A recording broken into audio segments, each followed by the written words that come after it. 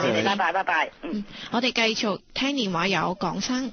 早晨，早晨，早晨。首先呢度咧整個恭喜發財先嗱，心想事成我就唔講啦，費事啲賊咧，嗰啲賊家賊又好，土賊咩賊都啦，係大家咁話，最緊要咧啲心想事成就唔講啦。你長年都祝我哋身體健康啦。係呢個一定噶啦，咁但係心想事成就唔講啦，費事啲賊做嘢嘅時候變咗警方好多嘢做。你心想事成就你心想事成。講你需要講嘅話，好嘛 ？OK， 入正題啦。咁總之一切美滿降臨大家身上，全世界嘅人身上 OK， 埋尾講因為個時間問題，一陣間可能要再咩？啱先我都聽到好多聽眾咧，請講啦。係啱先我都聽到有啲聽眾講關於咩？好似正話先謝小姐講嗰樣嘢咧，就係好重要嘅，我都覺得好啱。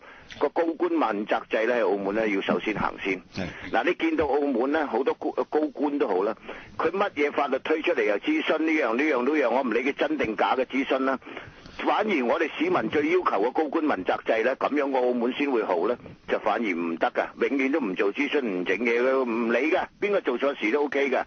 咁樣咧，所以個高官問責制咧，如果啲市民真係關心澳門嘅咧，就首先要求政府高官問責制，大家出句聲，咁樣咧就可以有將來啦。人哋以為高官免責啫，而家直情係免責噶。你睇到好多嘢都係睇到係免責㗎啦，因為澳人治澳啊嘛。冇錯啦，呢啲咁嘅所謂特區啊嘛，特別啲嘅係咁樣㗎。嗱，好似正話先有人提到嗰啲咩關於賭場啊，唔知咩嗰啲，老實講啊，你而家就算啊嗰啲做咗幾十年啊，司警又好，警察又好，退休咗啦去做保安啊，投去嗰啲賭場，點解你要佢寫英語啊？你官方語言啊都係葡文、中文合法化㗎嘛，澳門。你點解要有呢個問題呢？而且呢，香港調動啲人呢，一過嚟呢，啲高級啲已經有個身份證喎，管晒呢啲人，佢根本都唔識澳門嘅環境。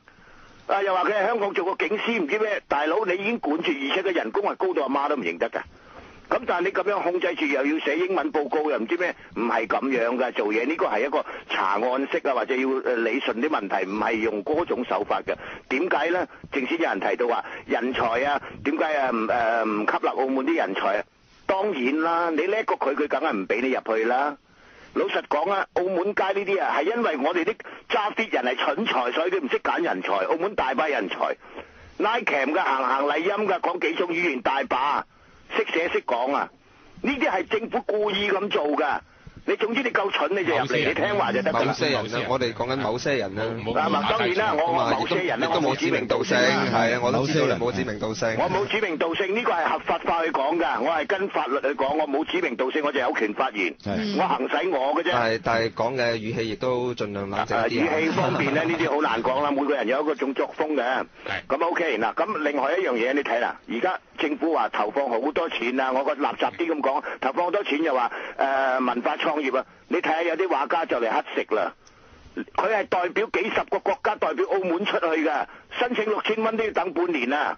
咁呢啲係咩嚟㗎？你有冇照顧呢啲人啊？其實張宇司長都應該考慮下呢一點啊！你而家你睇文化局嗰啲啊，又話早排ICAC話貪污嗰啲，而家到而家冇聲冇息啦，唔再講落去啦，冇咗件事啦。你好似廉政報告查啲嘢啊，又話過咗追溯期，乜嘢過咗追溯期？你話聲我聽得㗎。做乜嘢過咗追溯期啊？你又唔講，總之話有投訴人投訴嘅嘢就過咗追溯期，乜嘢啊？乜嘢過咗追溯期唔講㗎？咁都得㗎。